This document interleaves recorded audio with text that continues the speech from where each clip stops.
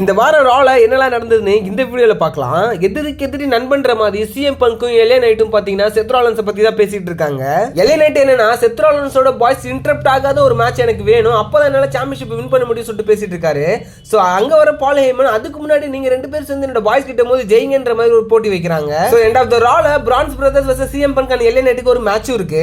அதை தொடர்ந்து ஒரு டாக் டீம் மேட்ச் நடக்குது. AJ Styles Dragon Lee vs Americano and Dominik மிஸ்டரியோக்கு. இந்த மேட்ச்ல டிராகன் லீயை போட்டு அமெரிக்கானோ போல பொளந்துட்டாருன்னு சொல்லணும். ஏஜே ஸ்டைல் கூட ஏதோ சமாளிச்சு ஓரளவுக்கு ஃபைட் பண்ணிட்டாரு. பட் டிராகன் லீ செம்மையா அடி வாங்கிட்டாரு. வழக்கம் போல டாமினிக் மிஸ்டரியோ ஃப்ராட் பண்ணி ஏஜே ஸ்டைல வின் பண்ணிடுறாரு. So tag team match loss ஆகுறாங்க AJ Style and Dragon Lee. Sami ஜெயினுக்கும் ரூசேவுக்கும் நடந்த மேட்ச்ல பாத்தீங்கன்னா நடுவுல நியூ பிளேட் லைன் வந்து சாமி ஜெயினை போட்டு சம்மடி அடிச்சிடுறாங்க. தொடர்ந்து பனிப்பர் போயிட்டு இருக்கனால ரூசேவ் வந்து ஷேமஸும் அட்டாக் பண்றாரு. அவனுங்க ஏரியா ஃபுல்லா அடிச்சிட்டு கிளம்புறானுங்க. அண்ட் யோஸ்கை அண்ட் ரோக்சனுக்கு நடந்த மேட்ச்ல பாத்தீங்கன்னா ரோக்சன் அதிர்ச்சிக்கிட்டார வேகமா யோஸ்கையை பேட் பண்ணிடுறாங்க. முன்னாள் WWE உமன் சாம்பியன் ஒரு சின்ன ரெக்ஸல் நேரம் பீட் பண்ணப்படுறது இதுவே முதல் தடவை. மேட்ச் பொறுத்தவரை யாருமே நினைச்சு பார்த்திருக்க மாட்டாங்க ESK பின்னா வாங்கன்னு சொல்லிட்டு. அது தொடர்ந்து ஃபைனலா ரால நடந்த டாக் டீம் மேட்ச்ல பாத்தீங்கன்னா சூப்பராவே தான் சண்டை போட்டாங்க. பட் செத் ராலன்ஸோட இன்டரப்ட் பாத்தீங்கன்னா இந்த மேட்ச்ல இருந்துச்சு. ஜே யூசோ காப்பாத்தும் வந்தாரு.